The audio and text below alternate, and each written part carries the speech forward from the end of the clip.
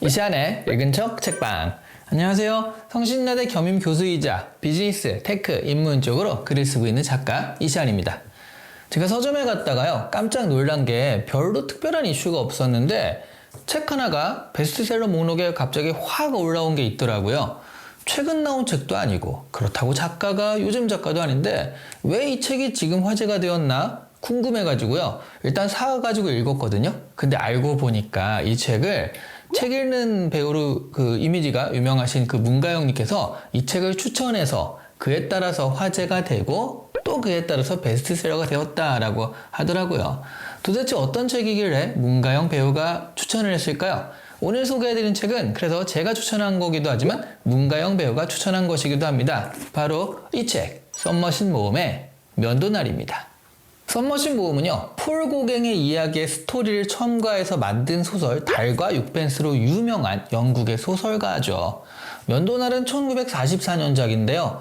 그가 유명하게 된 그 책이 원래는 인간의 굴레거든요. 그게 1915년작이고 달과 육펜스가 1919년작이니까 면도날이 나올 때는 이미 썸머신 모험은 상당히 유명한 작가였어요. 이 소설의 화자로 썸머신 모험이 직접 나오기도 합니다.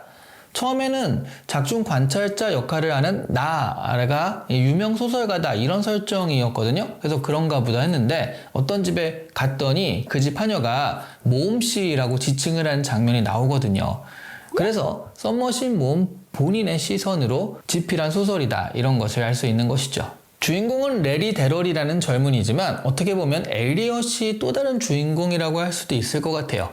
레리는요, 1차 세계대전에 조종사로 참전했다가 동료의 죽음을 목격하고 인간의 삶이 도대체 뭔가 여기에 의문이 생겨서 안정된 직장과 이사벨이라는 약혼자를 거부하고 방황을 하게 됩니다. 그리고 이 소설은 그런 레리의 방황, 깨달음의 길인 거죠. 그런 걸 따라가는 것이 주 내용이에요. 물론 직접 따라가는 것은 아니고요. 극중 화자인 그러니까 썸머신 모험이 전해 듣는 식으로 그 이야기를 알려주는 거죠. 그 반대편에는요, 앞서 언급한 엘리엇이 있습니다. 레리와는 완벽하게 대조적인 삶을 사는 사람인데요. 파리 사교계의 인싸라고 할 수 있죠. 상류층, 귀족적인 삶을 지향하는 그런 사람이에요. 엘리엇은 이사벨의 삼촌이기도 합니다. 주인공의 반대에 서 있지만 흔히 말하는 속물적인 사람이지 절대 나쁜 사람은 아니에요. 이 소설에는 빌런은 안 나오거든요. 상황만 있을 뿐이에요. 레리가 결혼을 거부해서요, 결국 이사벨은 부자인 그레이라는 레리의 친구와 결혼을 하게 됩니다. 그런데 그레이는 대공황 때 망하게 돼요. 이사벨과 그레이는 그들의 딸들과 함께 삼촌인 엘리엇의 도움으로 파리에 와서 지내게 됩니다. 그런데 그들 사이에 다시 레리가 나타나는 거예요. 하지만 그렇다고 그게 치정 싸움으로 연관되고 그런 건 아니고요.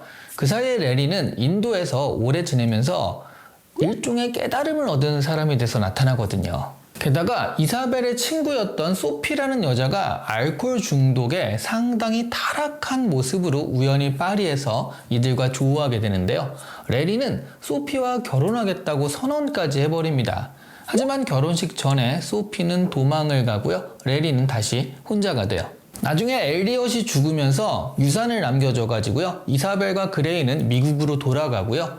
레리 역시 미국으로 돌아가면서 소설은 끝이 납니다. 그런데 이사벨의 미국과 레리의 미국은 같은 곳은 아니에요.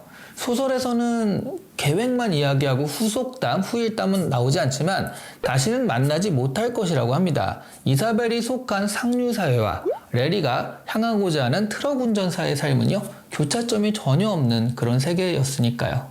대강 이런 것이 전체의 줄거리입니다. 이 줄거리만 보면 이게 뭔가 싶기도 하고요. 특별히 자극적인 갈등이나 반전도 없어요. 소피가 갑자기 사라진 이유 정도가 반전인가 싶은데요. 그렇다고 굉장히 큰 미스테리처럼 등장하는 것도 아닙니다. 사실 이 소설은 레리의 생각과 여정을 따라가는 것이 중요해요.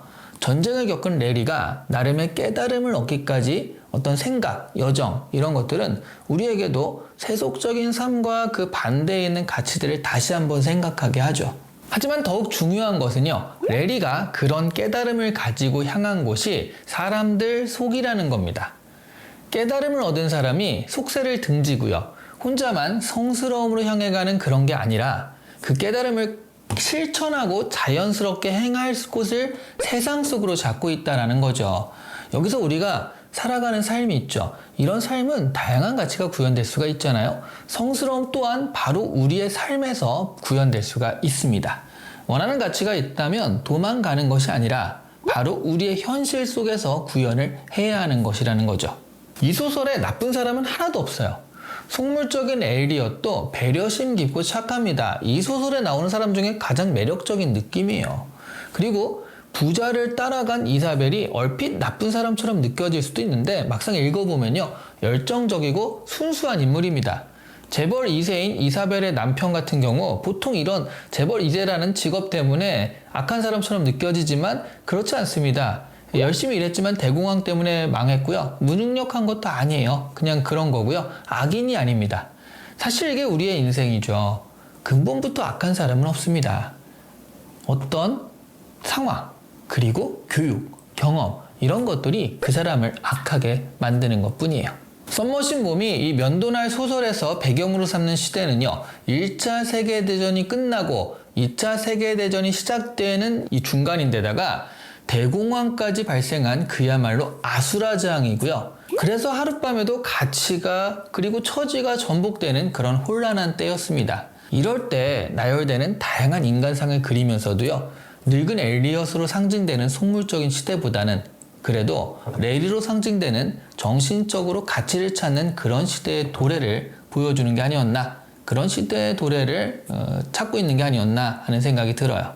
그런 시대상이요, 지금 우리 한국 사회가 겪는 혼란함과 맞아서 이 소설이 지금 다시 뜨게 되는 것이 아닐까 싶긴 하지만요, 사실 우리 사회가 혼란하지 않았을 때는 거의 없었으니까요, 과연 그것만일까 싶기도 합니다.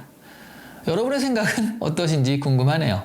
면도날 보신 분이나 아니면 이 영상을 보고 의견이 있으시면 댓글로 의견을 남겨주시면 감사하겠습니다. 오늘 이 시간에 읽은 척 책방은 썸머신 모음의 면도날이었습니다. 좋아요, 구독, 댓글, 알람 설정 모두 다 부탁드립니다. 감사합니다.